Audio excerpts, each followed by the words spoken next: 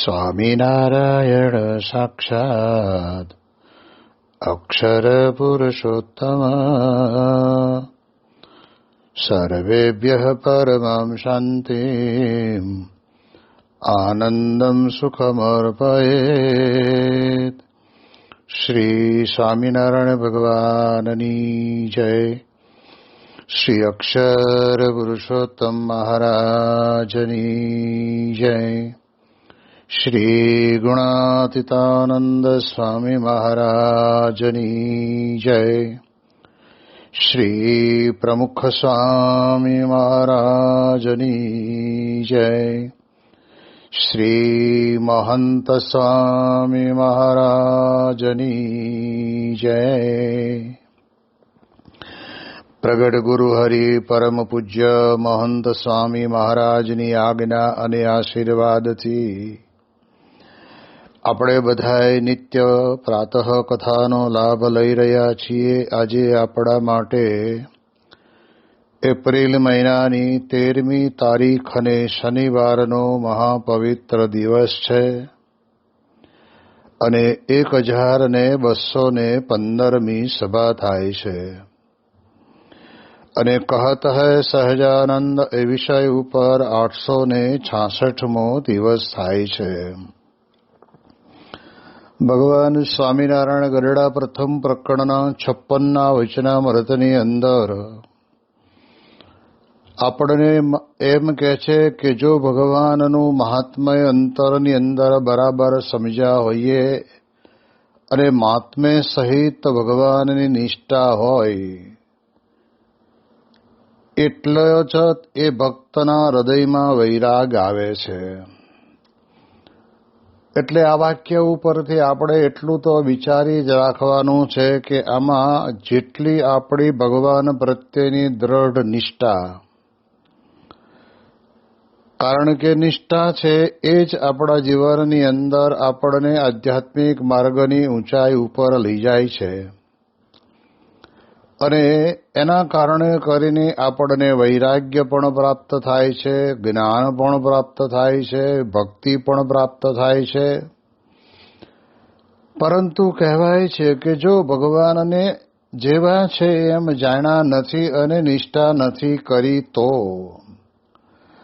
ભલે આપણું મન એમ માને કે હું જે કંઈ કરું છું એ બરાબર કરું છું અને આજે બહુધા સત્સંગની અંદર આ અલગ અલગ વિચારધારાઓના મોટા મોટા સંપ્રદાયો ઊભા થયા. એનું કારણ પણ આટલું જ છે કે પોતે માને છે એના આધાર ઉપર પણ આપણા જ ઈષ્ટદેવ ભગવાન સ્વામિનારાયણ આપણને જે પ્રમાણે કહે છે કે ભગવાનની આવી જે નિષ્ઠા, એટલે કહેતા કે ભગવાનનું જે આવું જે મહાત્મ્ય એ જ્યારે સમજાય ત્યારે જ આપણને દેહ અને આત્મા બેની વ્યક્તિ પણ સમજાય છે. એટલે મહિમા વગરનું તો મહારાજે પણ કીધું ને કે મીઠા વિનાના ભોજન જેવું છે. ભગવાનને ભગવાન જાણીને મંદિરે દર્શન કરવા પણ મુમુક્ષુ આવતો હોય તો એને એના પ્રમાણમાં એને પુણ્ય તો જરૂર પ્રાપ્ત થાય, પણ જેમ જેમ ભગવાનને આપણે ભગવાન જાણવા જોઈએ અને તો જ આપણા જીવનની અંદર આપણને આ પ્રમાણે કહેવાય છે કે ખબર પડે. આ લોકની અંદર પણ આપણે બહુ જ ધનાઢ્ય વ્યક્તિ હોય એને આપણે જો ધનાઢ્યની રીતે એને જાણ્યા હોય તો અને પછી એની સાથે જ્યારે આપણે મિત્રતા કરી હોય તો ક્યારેક જરૂર પડે ત્યારે આપણને એના પ્રમાણની અંદર આપણને આર્થિક સહયોગ અને ટેકો પણ કરે. એમ ભગવાનનો જેવો છે એવો મહિમા સમજ્યા હોઈએ તો આ બધા દિવ્ય ગુણો આપણામાં આવે. બાકી ગુણ તો મેળવવા કોઈ એવી વસ્તુ નથી કે આપણે 5, 25, 50 રૂપિયા ખર્ચી નાખીએ અને બજારમાં જઈએ અને આપણને કોઈ દુકાનની અંદરથી વેચાતો ગુણ મળે કે ભાઈ મને આ પ્રમાણે જ્ઞાન મળે, મને વૈરાગ્ય થાય, મને ભક્તિ મળે, એવું તો કંઈ મળવાનું નથી. અને એના વધારે દેહ અને દેહ ને આત્મા કહેતા એ બે વસ્તુની આપણને પણ બજારમાં વેચાતી નહીં મળે. એ તો આવા પરમ એકાંતિક સત્પુરુષ જે પોતે વિશ્વની અંદર એમણે લાખો લોકોને આ વાત સમજાવી છે, લાખો લોકો સમજ્યા છે, એવા જે ભક્તો છે એ ભક્તોને ખબર છે કે આવા પરમ એકાંતિક સત્પુરુષની પાસે જવાથી આપણને દેહ અને આત્મા એટલે કે આત્મા અને અનાત્માની વ્યક્તિની આપણને જરૂર ખબર પડે. અને આપણી પાસે જેટલા પૈસા હોય એટલી જ આપણે સાધન સામગ્રી લાવી શકીએ. હા, કદાચ કોઈક ઓળખીતો હોય તો કદાચ આપણને ઉધાર આપે અથવા તો 1% વ્યાજની રીતે આપણને આપે, પણ આપણે ભરવા તો પડે. એમ આપણામાં જેટલો ભગવાનનો મહિમા હશે એટલું જ આપણને આ બધું જ આત્મા અનાત્માના વિવેકનું કારણ પણ આવી ભગવદ નિષ્ઠા બને છે. આવો ભગવાનનો મહિમા જ જાણીએ એ બને છે. અને જેટલી એ ભગવાનના ભક્તને મહાત્મ્ય સહિત નિષ્ઠા છે તેટલો જ એ ભક્તના હૃદયની અંદર વૈરાગ્ય પણ આવે છે. માટે મહારાજ આપણને આ રસ્તો બતાવ્યા પછી આપણને એવું કહેવા માંગે છે કે માટે બીજા સાધનના બળને તજીને એકલું ભગવાનની ઉપાસનાનું બળ રાખવું. ઉપાસનાના બળ વડે કરીને જ દરેક વ્યક્તિના જીવનની અંદર એનું આત્યંતિક કલ્યાણ થાય છે. એટલે બીજા બધા સાધન તો સ્વામી કહે છે ને કેવા છે તો એ કરીએ ખરા, પણ એની અંદર જુદી જુદી પ્રકારના વિઘ્નો આપણા માટે ઉભેલા જ હોય છે. કદાચ આપણે બહુ વૈરાગ્ય રાખીએ તો આપણને એનું માન આવે. કદાચ આપણે કોક વળી આ પ્રમાણે જ્ઞાનની વાતો બહુ કરતો હોય તો એનું માન આવે, અને એના કારણે કરીને વિઘ્નરૂપ બને છે. પણ સ્વામી કહે છે કે જેને પ્રત્યક્ષ અને પ્રગટ ભગવાનની આવી જે દ્રઢ નિષ્ઠા થઈ છે અને એ નિષ્ઠાના બળે કરીને, સાધનના બળે નહીં, નિષ્ઠાના બળે કરીને કોઈ પણ કાર્ય કરે તો જરૂર થઈ જાય. બ્રહ્મ સ્વરૂપ યોગીજી મહારાજે પોતે પ્રમુખ સ્વામી મહારાજને ભાદરાની અંદર મૂર્તિ પ્રતિષ્ઠા કરવાની હતી વૈશાખ સુધી છઠને દિવસે, અને તે વખતે બાપાએ આજ્ઞા કરી કે તમે ત્યાં જાઓ અને બધી તૈયારી કરો. અને પ્રમુખ સ્વામી મહારાજે અમૃત મહોત્સવમાં પણ આ જવાબદારી સંભાળેલી, એવી જ રીતે અહીંયા આગળ પણ સંભાળેલી. હવે ભાદરા નાનું ગામ, ગામની અંદર પાછું આવી રીતે શિખરબદ્ધ મંદિરની પ્રતિષ્ઠા, યજ્ઞ થાય, ચારે બાજુથી હજારો હરિભક્તો આવે, એને રહેવાની વ્યવસ્થા, એને જમવાની વ્યવસ્થા, એને પાણીની વ્યવસ્થા. અને ઉનાળાના સમયની અંદર તો આપણે બધા જાણીએ છીએ એ પ્રમાણે કહેવાય છે કે પાણી તો હોય જ નહીં. અને ત્યાંથી જો નદીની અંદર તો ટીપું પાણી નહોતું, એટલે આપણે એક કૂવો સામે કાંઠે હતો. ને ત્યારે પ્રમુખ સ્વામી મહારાજને, યોગીજી મહારાજને પ્રમુખ સ્વામી મહારાજે વાત કરી કે બાપા હવે પાણીનું કંઈક કરું. બાપા કે જાઓ થઈ જશે. યોગીજી મહારાજ બોલ્યા એટલે થઈ જશે એવો દ્રઢ વિશ્વાસ. વ્યક્તિગત સાધનની વાત કોઈ છે જ નહીં એની અંદર. અને એ વિશ્વાસના કારણે કરીને એ જ કૂવાની અંદર થોડુંક વધારે ખોદ્યું અને પાણી આવ્યું. પણ હવે ગામને ઓલી બાજુ આ પાણીને લાવવાનું ગામની અંદર બહુ કપરું કામ હતું. પણ યોગી બાપાના વચનની અંદર એમને પૂરેપૂરો વિશ્વાસ હતો કે બાપા બોલ્યા એટલે થાય જ. કારણ કે યોગીજી મહારાજમાં સાક્ષાત ભગવાન બિરાજમાન છે. અને સમગ્ર સૃષ્ટિનું સર્જન ભગવાનની ઈચ્છાથી થતું હોય, અને સમગ્ર સૃષ્ટિની અંદર દરેક જીવ પ્રાણી માત્ર ભગવાનની ઈચ્છાથી પોતપોતાના કર્મ પ્રમાણે જીવતા હોય તો આ તો થાય જ ને. એટલે એવો એક વિચાર એમના અંતરની અંદર હતો. ને જુવાન ભાદરાના છોકરાઓની સાથે પાઇપલાઇન નાખવાનું શરૂ કર્યું. હવે નદીની અંદરથી જ્યારે પાઇપ લાવવાની હોય ત્યારે થોડું ઘણું ખોદીને કરે ને પાઇપ મૂકવાનો પ્રયત્ન કરે, ત્યાં બીજી આજુબાજુની નદીની રેતી બધી અંદર હરી પડે. પણ એમ કરતા કરતા કરતા યોગીજી મહારાજના વચનની અંદર બરાબરની નિષ્ઠા, કારણ કે નિષ્ઠા જ આપણે જીવનની અંદર કામ કરે છે. અને એના કારણે કરીને રાત દિવસ દાખલો કરીને પ્રમુખ સ્વામી મહારાજ પોતે પાણી ગામને પાદર લાવ્યા અને ત્યાંથી પછી ટાંકીની અંદર નાખી અને આ મોટો સમયો જબરજસ્ત એ ત્યાં આગળ થયો. અને તે વખતે સદગુરુ સંત સ્વામીની સાથે અમદાવાદથી અંબાલાલભાઈ બકરીપોળ ને બધા જ બસ લઈને નીકળેલા અને એમની સાથે એમની જ બસની અંદર સદગુરુ સંત સ્વામી અને હું અમે બંને જણા બેસીને ભાદરા પહોંચ્યા હતા. અને ત્યારે આપણે અનુભવ કર્યો કે પાણી એ કૂવાની અંદરથી આવે, મીઠું પાણી આવે, નાવા ધોવામાં બધી રીતે આપણને ઉપયોગમાં આવે, આ પ્રમાણે ચાલતું હતું. ને એના કારણે કરીને સમયો ખૂબ ધામધૂમથી સરોપરી થયો. 51 તોપોની સલામી આપવામાં આવી અને ભાદરા એટલે અક્ષર બ્રહ્મ ગુણાતીતાનંદ સ્વામીનું જન્મસ્થાન, પ્રાગટ્ય સ્થાન કહેવાય. યોગી બાપાને પણ એટલો જ મહિમા ને પ્રમુખ સ્વામી મહારાજને પણ યોગી બાપાના વચનની અંદર એવી નિષ્ઠા અને ધામધૂમથી સમયો પૂરો થયો.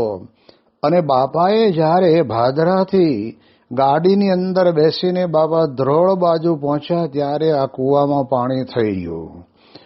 જો એક કાર્ય માટે થઈને પણ મહત્વની બાબત કઈ આવી, મહેનત મહત્વની નથી આવતી, પણ આવા પરમ એકાંતિક સત્પુરુષના વચનની વિશેની નિષ્ઠા, કારણ કે એમાં ભગવાન રહ્યા છે, એવો સંપૂર્ણ દ્રઢ વિશ્વાસ ગુરુ હરિ પ્રમુખ સ્વામી મહારાજને યોગીજી મહારાજને વિશે હતો. જેમ ગોંડલના સમયા માટે પણ આ જ પ્રશ્ન હતો પાણીનો.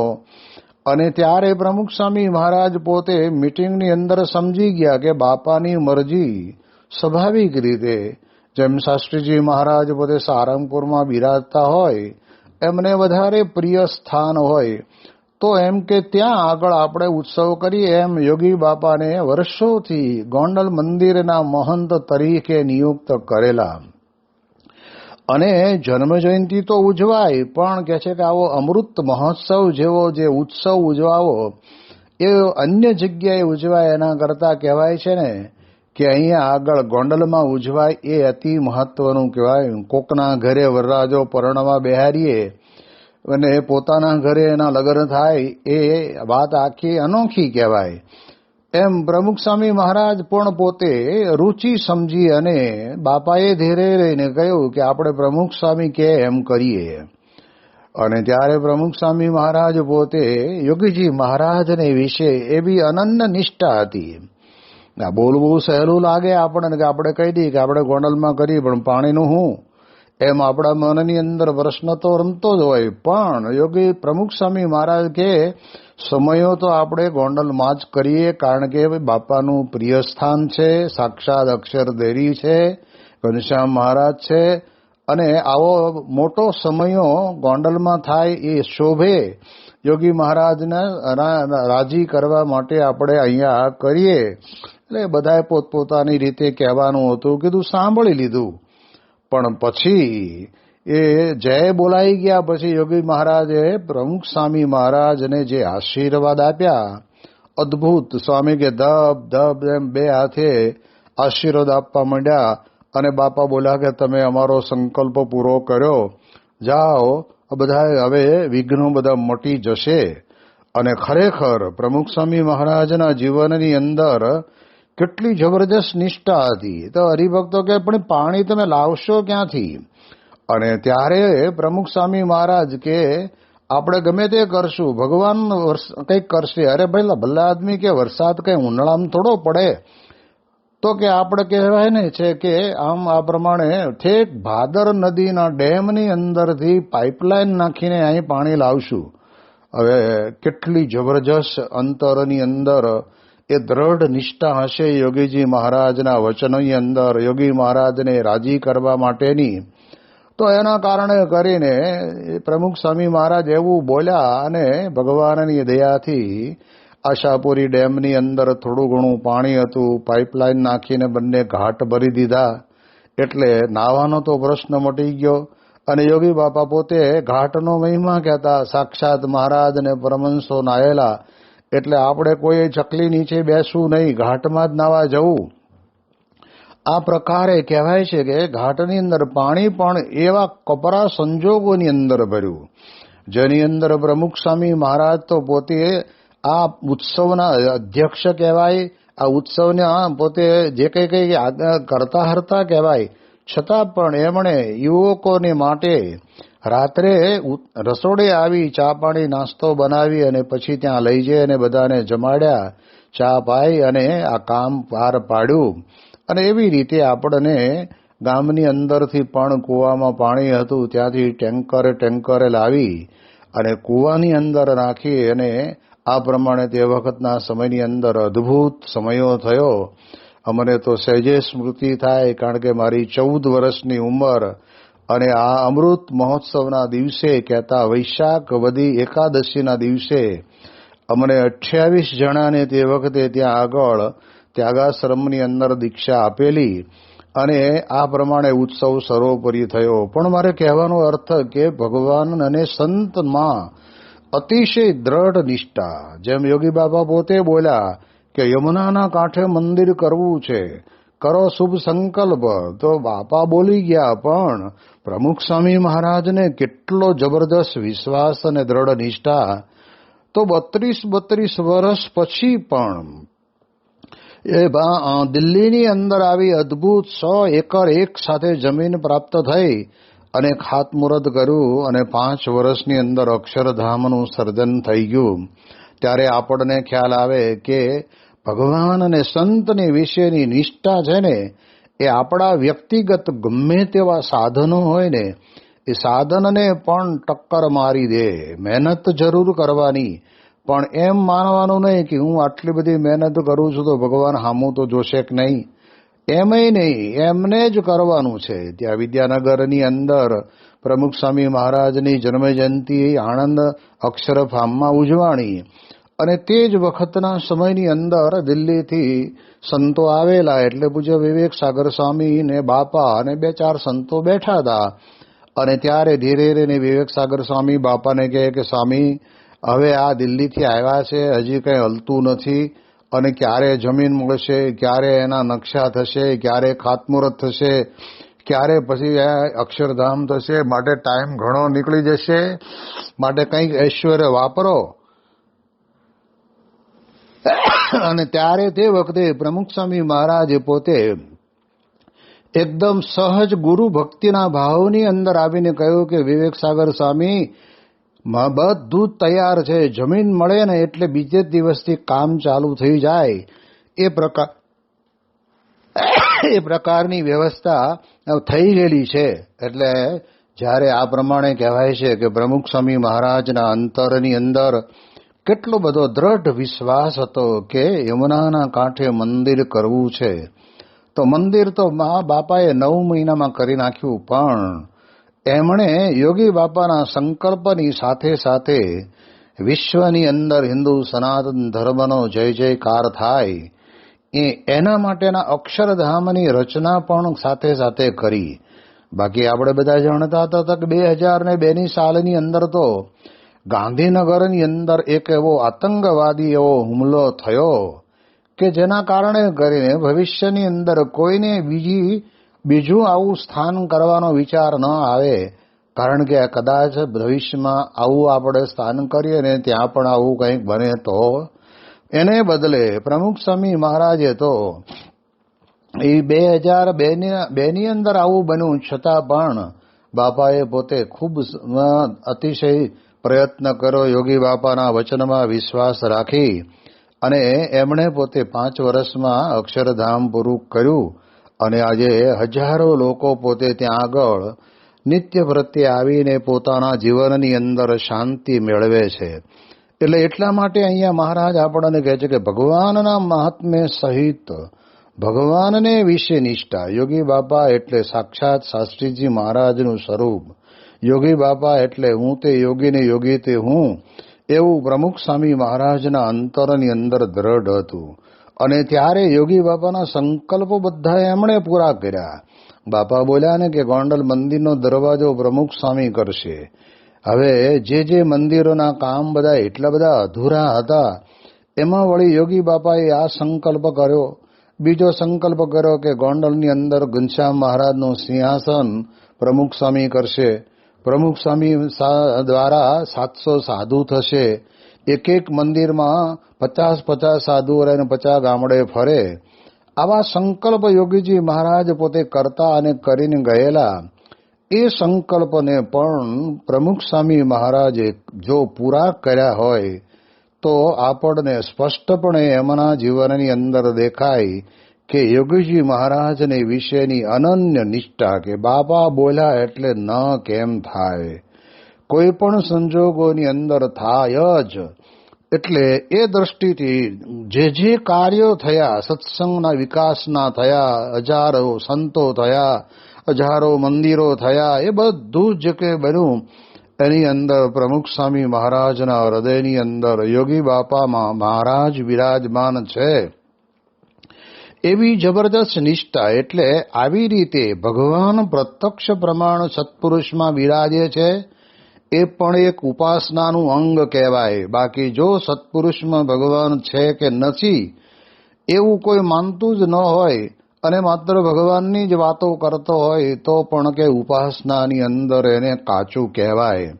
ઉપાસના એટલે ગયા નથી, છે જ આ પૃથ્વી ઉપર સદાય વિચરે છે.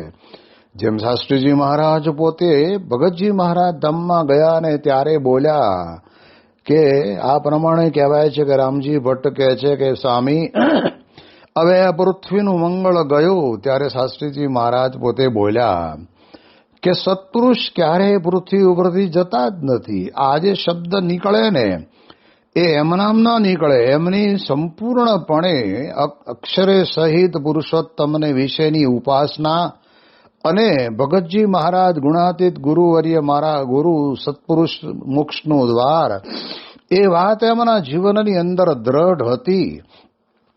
અને એના કારણે કરીને શાસ્ત્રીજી મહારાજ પોતે તે વખતના સમયની અંદર આવું વાક્ય બોલ્યા. આ વાક્ય બોલ્યા ને ત્યારે તો એક પણ મંદિરના નિર્માણની શરૂઆત આપણે કરેલી નહીં.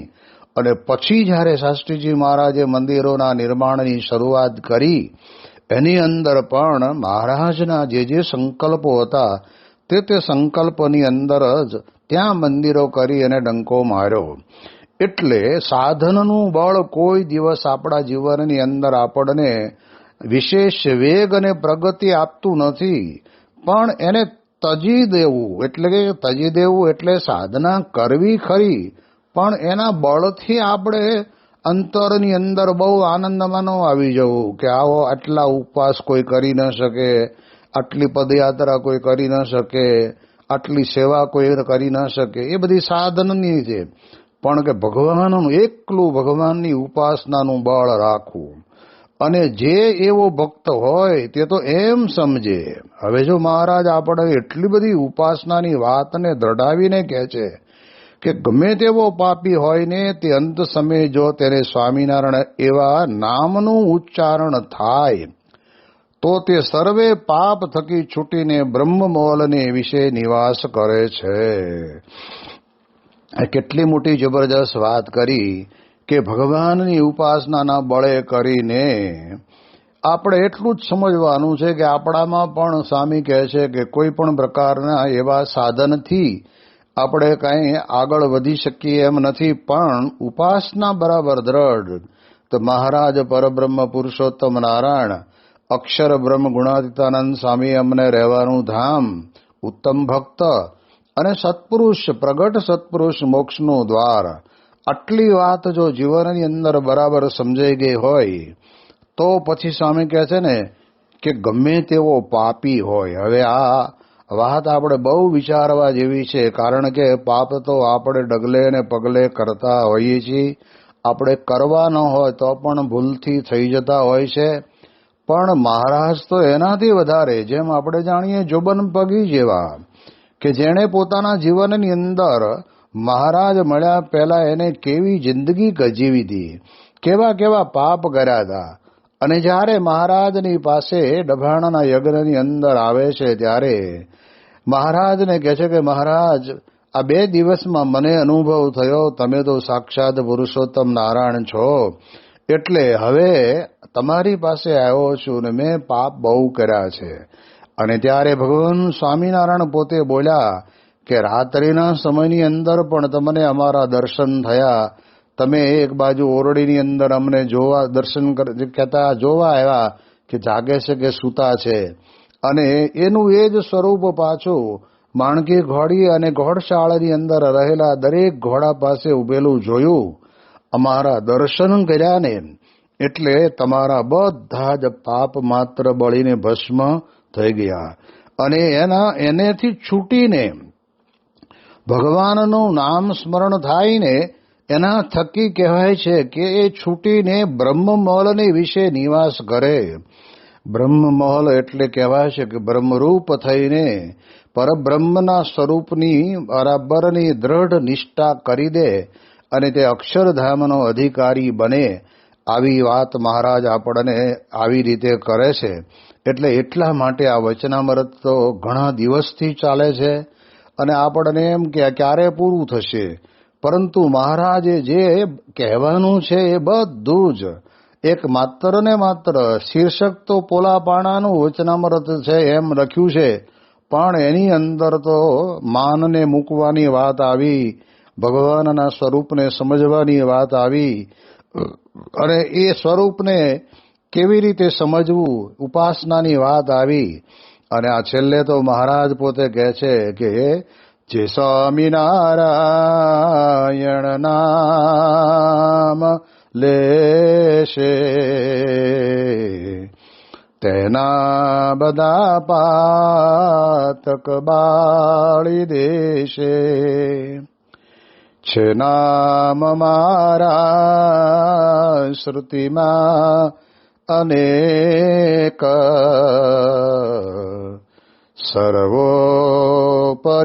સર્વોપરિયા જગણાય એક. જે સ્વામિનારાયણ નામ લેશે એના બધા પાતક બાળી દેશે.